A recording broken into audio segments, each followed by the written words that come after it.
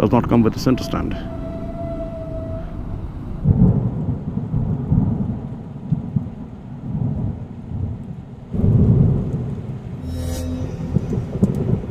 Morning everybody, hope everyone's doing great. Finally getting to ride the Himalayan Scram 411, the miniature version of the Himalayan. Basically that's what it is, you know. It's like a more friendlier, slightly lighter version of the Himalayan. If Himalayan was a little too intimidating, then this should do the job, right? This should encourage more buyers towards it. Let's quickly take a look. Again, we have the detailed walk around video already published on YouTube. You can take a look at it. Okay, nice old-fashioned instrument console, part analog, part digital. There is no rev counter, which is a shame. I believe they could have given it the speedometer.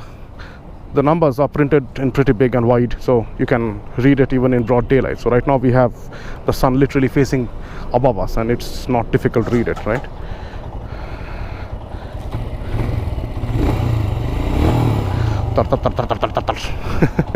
Same tractorish sound. The clutch is nice and light. All right, let's go.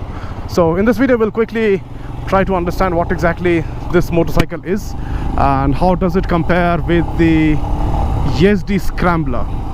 To begin with, the suspension and the seat, it's so good. Yeah, it's nice and plush. While the Yezdi Scrambler, that suspension, especially the rear, it's bone-jarringly stiff. It's very, very punishing. And on the other hand, this thing is so soft. It's like absorbing everything that the road is offering. The steering geometry has changed a little bit because it runs on 19-inch front wheel instead of the 21-inch that's on the Himalayan. That's why it feels a little bit more flickable, you know, to do these things. It's a little bit more agile. Oh, I stalled the bike. What a shame. Sorry. Okay, and yeah, the handlebar has been changed slightly. There is a little bit, very, very minor amount of bend which is towards the rider. And the seating posture is very comfortable. Again, the ergonomics are exactly the same as Himalayan. So there is no change at all. You sit pretty upright. And I wish there was a small windscreen provided as an accessory at the least, so that, you know, the wind deflection would have been slightly better. We are at city speed, so there is not much to complain about for now. But then yeah, smaller windscreen could have been better. And I love the fact that they have given this offset. The instrument console is slightly offset, not right in the middle, which is a good thing, because this is how most of Scramblers are. You know, if you look at the Yezdi Scrambler, or you look at the Ducati Scrambler, be the Desert Sled or anything else, they have the same offset instrumentation. And another good thing about this motorcycle is the engine. You know, it is way, way different than the Yezdi Scrambler. Well, the Yezdi, it just wants to be revved. You have to wring the crap out of the engine to keep it alive, to keep it responsive. This thing, on the other hand, you be at a lower gear and you can just punt around in city traffic. When you need to overtake, you can just roll on the throttle, it will respond. Of course, it does not have that you know, feel of a punchy engine like the Yezdi does, because that engine runs on a very high compression ratio compared to this one, and then that has 6 gears, it's liquid cooled, it's DOHC and all of that.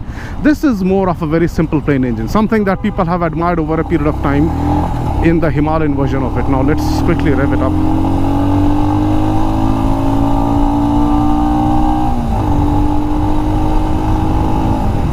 So as the revs are climbing, I do not feel any vibrations coming in from the foot pegs or the handlebar. We are at 100 right now, and we have reached a traffic light. Okay, the traffic light's open. Let's take a quick U-turn and then we'll go. So yeah, I mean, compared to the Yezdi, when the Yezdi reaches triple-digit speeds, you can actually sense the vibrations coming in from the handlebar as well as the foot pegs.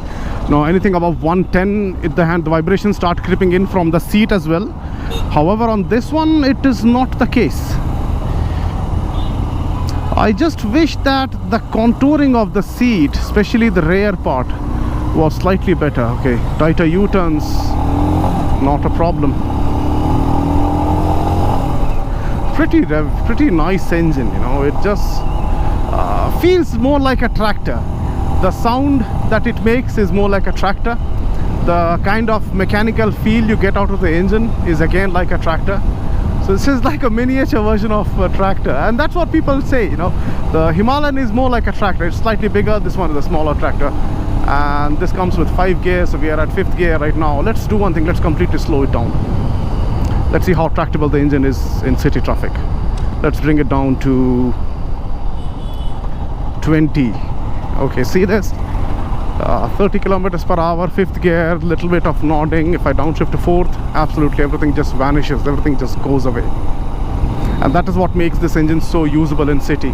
The Yezdi, it heats up a lot, and you know, it's not very friendly for the city, but then what it does is that it lets you build up the pace pretty quick. This thing, on the other hand, it's very calm and composed. It's very sedate. There's not much of a rush, no adrenaline, to be honest, with this motorcycle, because this is like a slower version, you know. It just loves to be chucking around at slow speeds, be it on a gear higher as well, so no issues with that. Let's see if I can stop it somewhere over this side.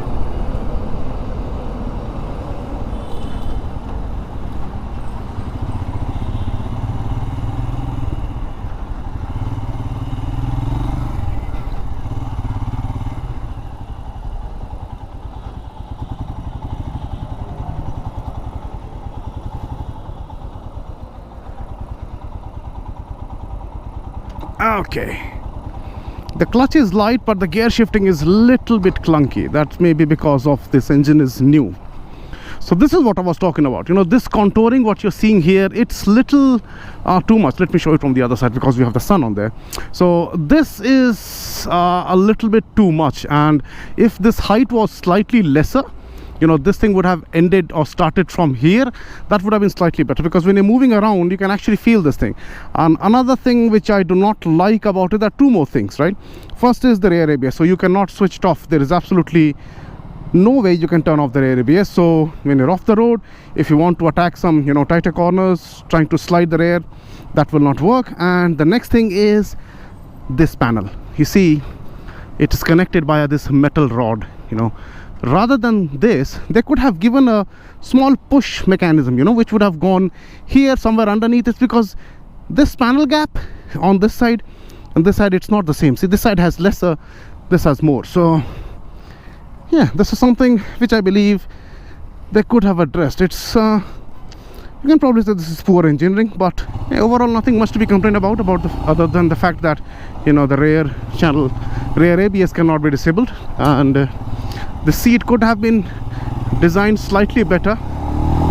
It's more like you fit right into the middle of the seat. If you are someone who has a little bigger frame, you might not feel as comfortable on this. And one more thing is, you see this part here, it's not very well finished. This is a cast alloy sort of a thing, and why are you honking? There are cops there, they will catch you. So yeah, this part they could have removed it. Rather, I mean, I would have preferred not to have it at all, because this again made up of cast alloy, whatever they are using, it would have saved some weight, you know? So Royal Enfield could have utilized this opportunity to save some more weight. Of course, it is lighter, it is significantly lighter than the Himalayan. There are many people who are saying it is 5 kilos lighter, but then the Himalayan's curb weight is 194, this is 187. So it's nearly 7 kilos lighter and not 5 kilos. That's a lot of weight savings. Now coming to the verdict, coming to the final conclusion about should I be buying this, should I be buying the Yezdi Scrambler. So honestly, I find this engine to be a lot more usable in city as well as on highways, you know. And then this thing is known for going off the road, and when you're off-road, you need a lot of torque. You don't need, you know, you would want to downshift again and again and upshift and downshift. So this requires minimum shifting. The front is slightly stiffer. I was not expecting this. I thought that it would be as supple as the Himalayan is, but then yeah, it is slightly stiffer. But again, not like bone-jarringly stiffer, as I said. So yeah, preferably, I mean, I would prefer the Himalayan Scram 4x1 against the Yezdi, because I have a high revving engine. The Ninja revs pretty high, but then, you know, apparently the Yezdi, it's not very friendly in Indian road conditions because you have so much of traffic and then the engine heats up like crazy. It literally burns your calf muscles, and you know, it has to be kept on the boil all the time to make the, you know, usable power out of it. This thing, on the other hand, you keep it at lower gears, you see the whole 32 Nm of peak torque is delivered right at like 4,500 rpm. What more do you want, right? So yeah, that's about it. That's about the current video about the Himalayan Scram 411. I hope you guys enjoyed it, and I hope you guys liked it. In case you did, give it a thumbs up, share it with your friends and acquaintances.